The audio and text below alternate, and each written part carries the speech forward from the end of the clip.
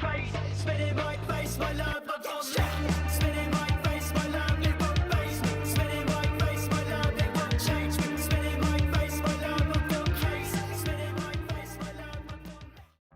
Et bien salut les amis, très content aujourd'hui de vous retrouver pour une toute nouvelle vidéo sur Marvel Rivals. Journée spéciale parce que je lance sur ma chaîne les vidéos Spotlight. Donc c'est quoi les vidéos Spotlight? C'est tout simplement, on va visionner ensemble une game d'un joueur, qui soit lambda, professionnel ou autre. Tout simplement, je demande vos ID sur mon Discord ou sur d'autres Discord, vous me l'envoyez. Et si la vidéo est intéressante et peu importe les lots bien sûr, je peux faire aussi bien du Silver que du Eternal. Mais le but c'est de vous divertir, vous proposer justement une analyse de gameplay à tout hello et évidemment aussi de passer un bon moment, c'est le but principal des vidéos YouTube normalement, en tout cas sur ma chaîne. Aujourd'hui, je vous propose la vidéo pour commencer cet épisode de Spotlight, une Magic qui a fait une excellente game. Il s'appelle Deadmast, il sera sur son Smurf, je dirais pas le nom parce que voilà quoi, vous le verrez bien, c'est explicite, mais tout simplement, il a fait une game monstrueuse de plus de 37 kills. Évidemment, il était soutenu par un excellent healer, moi-même, mais voilà, j'espère que cette vidéo vous plaira, que ce format de vidéo vous plaira, et aussi, évidemment, n'hésitez pas en commentaire à me dire si vous voulez votre propre vidéo Spotlight et je la ferai avec plaisir. Évidemment, un gameplay assez intéressant et pourquoi pas aussi des fois des games qui sont très tendus mais où il y a eu des défaites parce que ça permet de l'analyser, donc ça peut être ultra intéressant. Évidemment, pour les puristes, pour ceux qui se demandent comment je peux analyser une game et proposer des choses intéressantes au niveau du gameplay du joueur que je vais analyser, je suis actuellement Grand Master, très proche du Céleste 3. J'ai pas forcément fait plus de ranked que ça parce que voilà, VRL et autre chose. On va aller chercher l'Eternal les amis, et One Above All, de mon avis, ça risque d'être compliqué. Mais bon, en tout cas, on se retrouve pour l'analyse de la vidéo. Et c'est parti, on se retrouve sur la game. Donc, je ne prononcerai pas le nom de son Smurf, excusez-moi. Ce qui va être intéressant, c'est de voir son placement, comment il s'en sort et surtout, qu'est-ce qu'il fait dans la game pour faire autant de dégâts. On le voit, en fait, il va harass et pocket un maximum. Son but sera vraiment de faire chier la backlane au plus possible. Là, on le voit, il va essayer de tuer rapidement le Punisher pour mettre un maximum de damage. Le but, toujours encore une fois, avec sa Magic, c'est de prendre l'information des ennemis, de leur placement et aussi de se placer pour que justement il y ait un push assez intéressant. Vous voyez là, il va vraiment focus les healers pour prendre des kills. Son diablotin a été très bien placé pour justement en plein milieu du fight tuer un adversaire. Ce qui fait, c'est qu'il prend de l'espace pour qu'on puisse prendre le payload très rapidement. C'est des choses ultra intéressantes parce qu'en fait au final, Magic, comme c'est un brawler, elle va devoir tout simplement être tout le temps de toute manière au corps à corps, mais pas que. Elle a des compétences qui lui permettent d'harass à distance, donc de mettre un petit peu de poke on va dire, mais son rôle sera principalement de prendre les ennemis en tenaille, de prendre aussi l'ascendant sur les healers et d'être au maximum gênant pour la team adverse. Le but sera pas forcément de prendre tous les kills, ce sera automatiquement, comme va nous le montrer Mast dans cette game, d'aller faire chier au maximum les adversaires les plus gênants. Là on voit il fait un excellent focus sur Punisher qui est sous ultime et qui est beaucoup plus fragile pour faire un maximum de damage. C'est ultra intéressant aussi de pouvoir aller chercher les healers comme il va le faire. Là on voit qu'il va se déplacer directement sur la Invisible pour essayer de la tuer rapidement et justement éviter d'avoir du heal pour les adversaires. Là ce qu'on peut voir également, c'est que son placement va faire en sorte qu'il va essayer d'être toujours présent dans la backlane adverse, faire un maximum de damage et revenir auprès de ses healers pour reprendre beaucoup de heal. Donc là il se replace, il voit très bien que c'est assez compliqué d'aller chercher un kill, sachant que tout le monde est bien regroupe. Donc là ce qui fait d'intéressant, c'est qu'il va se rapprocher auprès de ses healers pour les défendre si jamais il y a un Punisher adverse au fusil à pompe qui va venir faire chier ses tanks. Donc là on sait qu'il conserve son Darkchild parce que c'est une bonne chose d'éviter de le claquer, sachant qu'il n'a pas forcément de front lane pour pouvoir lui venir en aide. On peut voir également aussi sur cette game, les healers sont plutôt bien placés en face. On est sur une game Grand Master high diamant. Donc là on va venir justement chercher et faire un peu chier la lane adverse. Donc là malheureusement le petit Agamotto qui proc, le Darkchild qui va proquer pour essayer d'aller choper les healers. On voit un Punisher sous ultime, on va essayer de le tuer. Est-ce que ça va passer? Est-ce que ça passait? Non, ça passe pas. Donc là ce qu'il aurait pu faire peut-être, c'est attendre de faire en sorte que leur Magneto et que leur Groot avancent un peu plus parce que le fight était un petit peu au niveau du payload. Là pour le coup il aurait pu peut-être mieux jouer et éviter de claquer son Darkchild et de mourir aussi rapidement sous un ultime du Punisher. En se faisant oublier, je pense que ça pourrait être plus sympa pour lui et il aurait justement pu profiter de son Darkchild plus facilement. Donc là pareil, il revient, il cherche toujours les healers. C'est une très bonne chose de chercher les healers comme ça comme il le fait, et évidemment c'est un peu votre rôle quand vous êtes brawler ou flanker. Donc généralement Magic fait un peu des deux. Ça reste un brawler parce que c'est un personnage de corps à corps, mais également c'est aussi un flanqueur parce qu'elle est obligée d'aller chercher les healers pour les tuer très rapidement. Les personnages avec peu d'HP, elle est très très forte. Donc là, on voit qu'on galère un petit peu à passer sur le deuxième payload. L'équipe va prendre un peu plus son temps. Donc là, ce que va faire Mast, c'est un petit peu évaluer la situation, je pense, pour éviter de mourir encore bêtement parce qu'on l'a vu juste avant, il est mort très rapidement quand il était revenu. Donc on va essayer de poker un tout petit peu. Voilà, on va taper directement le Hulk qui est tout seul, qui est bloqué. Le baby Hulk qui va proquer. On va essayer de le tuer rapidement. Voilà, donc l'équipe a très bien réagi en focus sur le Hulk pour le terminer. Donc là, on profite justement d'un tank mort pour essayer d'aller attaquer. On voit qu'il y a l'ultime du Visible Woman qui a proqué et évidemment celui de Cloak aussi. Donc là, il y a deux ultimes défensives qui viennent d'être claqués. Donc ce que fait Mast, c'est que tout simplement il va retourner en arrière. Là malheureusement il faut faire attention à l'ultime du Punisher qui encore une fois aurait pu le tuer. Donc ça c'est encore une fois à faire attention. Donc là on va venir essayer de choper le Punisher en le tuant rapidement. Là le deuxième coup qui passe pas, donc heureusement que l'équipe a bien suivi sur ce move. Donc on va essayer tout simplement de faire une petite pression tranquille sans vraiment trop se prendre la tête tout simplement. Et on va tuer un Strange de leur côté avec un Groot très agressif et évidemment le Magneto qui va tomber. Donc là la deuxième partie du payload va mieux se passer et il va prendre beaucoup plus d'espace, notamment en essayant d'aller attaquer l'équipe adverse encore une fois, toujours en backlane, c'est un peu son but ultime à chaque fois dans les games. Donc là on a un ultime défensif du côté des défenseurs, on tue rapidement le Punisher, le Darkshell qui est toujours là, donc l'Agamotto qui a été proqué du côté du Doctor Strange, le Darkshell qui proc du côté de Mast. Voilà, on va commencer à taper, la Invisible Woman qui va tomber, on continue, on agresse, pareil, la Cloak qui tombe aussi, et le... oh là là, le Strange qui tombe aussi, mais elle est incroyable, oh magnifique, et t'as le Magneto qui tombe aussi. Vous voyez là c'est un ultime avec une équipe qui a très bien joué, le Pentakill qui proc avec un superbe clic droit en pleine tête sur le Punisher. Mais il est trop chaud, il s'est chauffé là. Là on le voyait un petit peu plus smooth juste avant et là il s'est chauffé complètement. Le Penta qui va proquer, donc on voit qu'il va essayer justement d'aller agresser parce qu'il a le champ, je sens qu'il a le sang chaud là dans cette game. Voilà, pareil la healer qui est très très low, voilà beaucoup d'épées qui passent, on continue à proquer un petit peu un maximum. Voilà, on revient un petit peu, on récupère de la life, parfait, on sait qu'on est en position de force, on sait qu'on est en push force, super, le healer qui va tomber, magnifique, super, attention au fusil à pompe du Punisher, ça retombe, voilà le diablotin pour sécuriser en arrière, donc c'est très bien joué de la part de Mast, là vous comme vous voyez, il s'est fait un petit peu oublier, les tanks sont avancés et de son côté il a pu tuer les personnages les plus importants au niveau de l'équipe en face. Pareil, un duel contre la Squirrel Girl, le diablotin, pardon, les bébés, 1, 2, 3, le diablotin qui va proquer, on va continuer à mettre un peu des clics droits par-ci par-là pour mettre un petit peu de dégâts, on voit qu'un peu les Magneto et le Groot sont avancés. On essaie justement de taper le Magneto pour éviter que malheureusement que l'ultime proc. Donc c'est un Punisher qui va tomber de notre côté, mais c'est pas grave. On patiente, hein, le payload est en train de monter tout doucement. On va pas forcément non plus ultra jouer à race et on va pas non plus essayer d'aller tuer rapidement tout le monde quoi. Donc là pareil, on voit qu'il y a un ultime du Punisher qui a proqué. On reste derrière le payload, c'est très intelligent. Il y a un ultime défensif qui a été positionné par la Invisible. Donc on attend un petit peu que les ultimes se terminent. Voilà, tranquille. On reste derrière le payload, c'est très intelligent de sa part. On va continuer notamment à attendre à trouver une ouverture. On commence à attaquer le Doctor Strange. Le Strange qui va tomber. Oui, le Darkshell qui va proquer. On balance pas le Darkshell, le Darkshell qui proc finalement. On commence à attaquer le Punisher.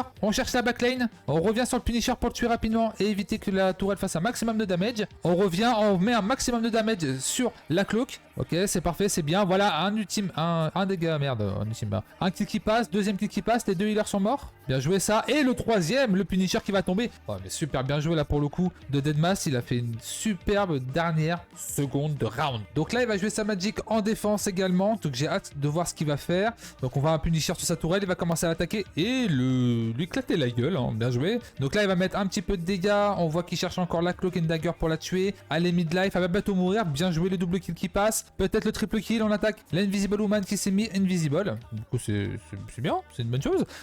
Donc on voit magnifique. Elle meurt. Donc là, je sais pas comment elle a joué l'Invisible, mais elle a très mal joué. On va chercher le Strange qui est mort. On va le chercher dans les airs, mais très bien joué de la part de Mast qui met une grosse pression sur ce second round. Vous voyez, il fait pas mal de damage hein, pour le coup. Il est ultra présent dans les fights et ça, c'est ultra important en tant que brawler et justement flanqueur. On voit qu'il met une grosse pression et c'est ça qu'on cherche. Donc il y a un Spider-Man qui a été pris en face, attention, bien joué, belle esquive. Le Spider-Man qui peut faire très mal à la Magic si justement il est assez vif pour faire un maximum de damage sur lui. Donc là, on va justement tuer le Punisher, peut-être le healer qui va tomber, donc la cloque qui va tomber. On refocus derrière, la Invisible Woman qui tombe grâce au slip de la Mantis. Très bien joué, beau team play de leur part. Donc on voit quand même que là, l'équipe en face galère un petit peu à contrer la team de Deadmast, et pour le coup, il profite notamment d'un placement et de dégâts et d'une connaissance et une aisance avec son personnage. Je le rappelle, il est Lord sur son perso, ça va absolument rien dire, mais bon, on sait qu'il a quand même quelques heures de jeu, et je vous rappelle que c'est une game de Grand Master. Donc là, on voit que le Darkseid peut proquer, il va attendre, récupérer de la vie tranquille.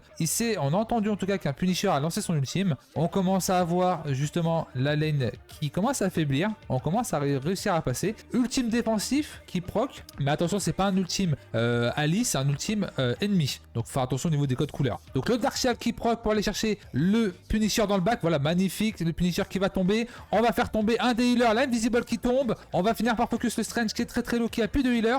Ah, la Gamoto qui proc, très bien joué de la part du Strange, extrêmement bien joué de la part de Funstick qui a vraiment bloqué le quadruplé, je pense, de Deadmast. Pour le coup, la Gamoto a vraiment carry là sur ce moment-là, alors que je pense qu'à mon avis que Mast avait un petit peu le seum, parce que on sait que sans les healers et sans la Gamoto, il y a de fortes chances que le quadruplé proc, hein. Vraiment, c'est même quasiment sûr en vrai. Donc pour le coup, là, ça permet de prendre le premier payload pour l'équipe bleue, donc c'est une bonne chose, hein. Comme ça la game elle avance. Donc pareil, le Punisher a pas trop compris en fait, j'ai l'impression, parce que Mast l'a vachement focus et il s'est fait tuer beaucoup de fois en tourelle, mais c'est une bonne chose. On sent que Mast prend justement l'ascendant sur le Punisher en face, et c'est une excellente chose. Et on sait qu'un Punisher qui est très bien joué, ça peut faire d'énormes dégâts. Pareil, on va venir essayer de tuer l'Invisible Woman qui va tomber. Elle a du mal, l'Invisible Woman, à affronter les Magic. Oh, magnifique combo qui va venir détruire totalement ce Punisher qui est en PLS face à cette Magic, qui galère vraiment dans la game à l'affronter. Je pense qu'en vocal, ça a dû bien criser, et peut-être que la prochaine game, à cause de Mast, il a banni toutes les Magic. Donc là, il se retrouve un peu bloqué, donc il met un petit peu de proc. On a une très bonne gestion des escapes du personnage. Pour revenir au niveau des healers, on voit qu'il y a une cloque qui fait une flanque. Je sais pas ce qu'a fait la cloque en face. La cloque a fait des trucs bizarres. Donc là, pareil, la cloque qui va tomber, le Darkseid qui est disponible, donc on va essayer de tuer rapidement l'Invisible sans l'utiliser.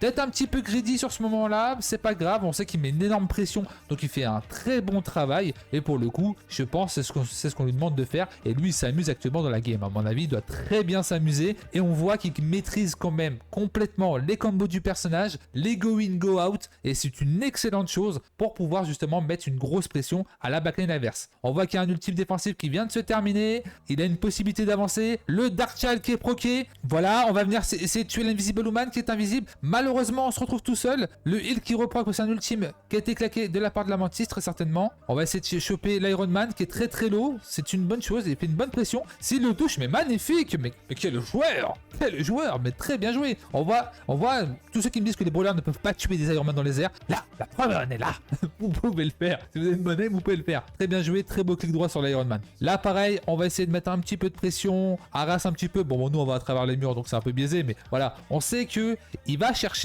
constamment, et ça c'est une très bonne chose, comme je le dis, je le répète, il va chercher les informations, il va essayer de mettre un petit peu de pression, et aussi là il va se retrouver tout seul face à un Venom et un Spider-Man, ça va être très compliqué de tenir. Malheureusement, encore une fois, je pense que là où Mast devrait peut-être s'améliorer, en tout cas quand je vois ce type de gameplay, c'est vraiment sur son go out au niveau des healers, pour essayer justement d'être très disponible pour pouvoir recevoir 2-3 heals. Là pour le coup c'est vrai que sur 2-3 morts ça a été assez compliqué, je pense, de revenir rapidement, parce que il a peut-être été un petit peu trop greedy par moment. Donc le fait de s'améliorer dans le sens où on va venir rapidement récupérer les healers, ou en tout cas se rapprocher des healers, pardon, pas les récupérer, ça pourrait être beaucoup plus bénéfique pour justement maximiser son taux de survie. Là pareil, on voit que le clic droit qui va proquer, il va essayer d'aller choper dans les airs. Un PV, un pixel, c'était très bien joué de sa part en tout cas, d'essayer d'aller choper cet Iron Man qui peut être une très grosse épine dans l'équipe, dans le pied de l'équipe. Donc pour le coup, qu'un Iron Man ne peut pas non plus être très safe avec une Magic, il le montre qu'il est capable d'aller chercher un Iron Man dans les airs et d'être une véritable menace pour lui. Là, pareil, encore une fois, les morts qu'il fait, comme je le dis, sont parce que malheureusement, il se retrouve très souvent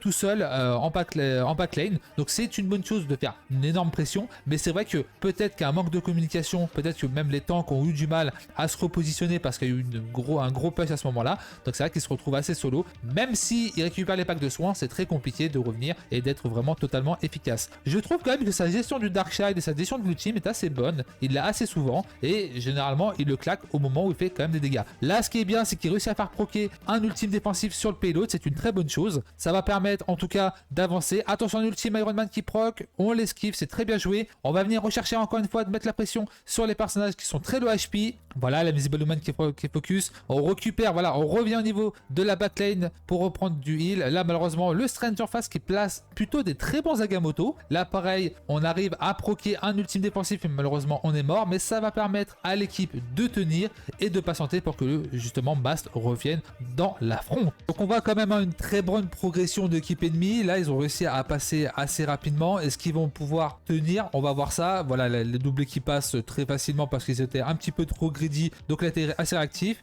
Le Killor qui passe pas, malheureusement, encore une fois. Là, toute son équipe était morte. Il s'est retrouvé à vouloir viser l'Iron Man et c'est ce qui lui a valu de mourir. Donc, comme je disais, il y a justement une très bonne maîtrise du personnage, une très bonne maîtrise de l'espace. Ça, c'est sûr. Il sait go in, go out quand il faut. Mais c'est vrai qu'il y a peut-être cette tendance à ne pas voir où sont ses alliés parce que voilà, il est vraiment ancré dans son rôle de flanqueur. Donc, encore une fois, c'est quelque chose qui est très perfectible et c'est surtout des choses qui sont beaucoup plus simples à dire qu'à faire, hein, tout ça évidemment. Mais moi, je préconise en tout cas d'essayer de maximum de communiquer dans la game avec ses alliés, peut-être, je sais pas, pour faire justement éviter de mourir trop rapidement et c'est surtout pour pouvoir aussi tenir quand on est en backlane. C'est assez plus simple. Là, le team va proquer. On va essayer justement de faire un tentative suicide.